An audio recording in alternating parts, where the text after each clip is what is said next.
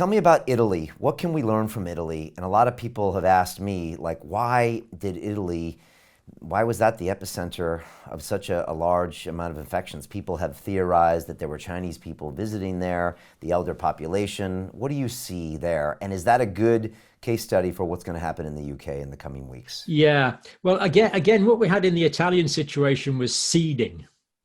Now, I've received quite a few emails from people in Italy. I can't verify this, but they say there's quite a few Chinese people working there, shall we say, informally. Sort of cash in hand type work. And again, they would probably come back after being home for the Chinese New Year, started spreading it. And the problem is in Italy, because this wasn't recognized, it wasn't picked up and there was no testing. Now, how the epidemic really doesn't matter too much, because once you've had individual cases, once you've had clusters, you get community spread. That means it spreads from me to the guy next door, from the guy's next door's wife to me. It spreads within people in the community. So once that momentum has got going, as was the case we were talking about in New York, it doesn't matter too much really how it started, because you have community spread at that stage. So Italy got to the point where there was community spread before the disease was recognized. Now, when it first came out, when the disease was first recognized in Italy, there was quite a few deaths reported just about a week after. And that really concerned me, because I thought, just a minute, they've only had the virus for about a week, and yet there's already been deaths here. Is there a more virulent form of the virus going on here? But I believe the answer to that is no, because the virus doesn't mutate quickly, fortunately, as we previously discussed.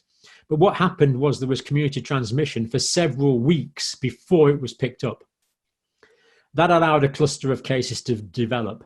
And we know that most deaths and severe complications occur in the second, third, or fourth, or even fifth week after the onset of symptoms.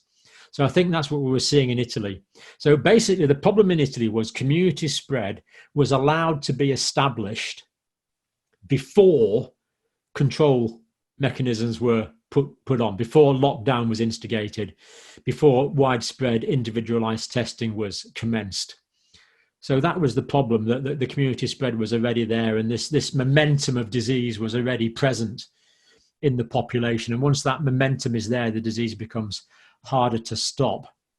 Okay, and probably slowed by maybe a little political inaction, and also slowed because maybe they were the first Western case. So why would they take it as seriously as the third Western case? Yeah, I think they simply didn't know it was there. Right. To begin with, they didn't realize what was happening. Because this time of year, of course, people often get respiratory symptoms. It's flu season.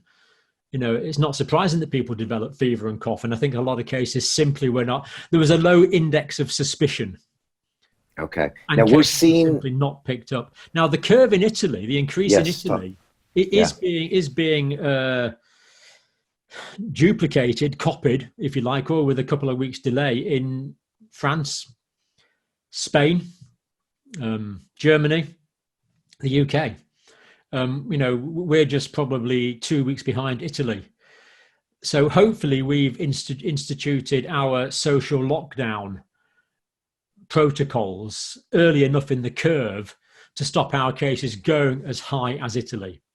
But we're not going to know that for a couple of weeks. So what you see for the first couple of weeks after lockdown is that cases continue to increase, that deaths continue to increase because of the incubation period.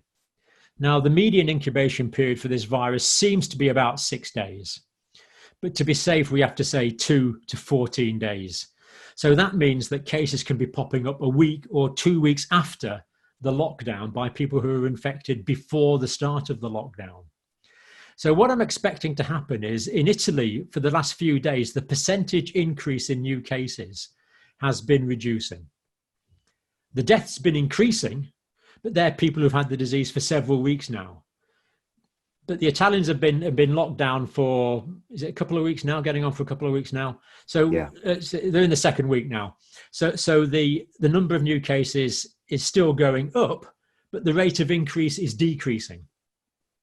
So cumulatively, there's still more cases, but the percentage increase is decreasing. And this is what we initially saw in China. first of all, we saw a decrease in the number of new cases. And then that carried on decreasing quite dramatically until there was no new cases. So that's what we're hoping the lockdown is going to achieve. But there's a couple of weeks delay on that. So in my country, in the UK where we are at the moment, the lockdown started a couple of days ago. We should start to see the effect of that in about 10 days' time, hopefully a fairly dramatic effect in 2 or 3 weeks' time.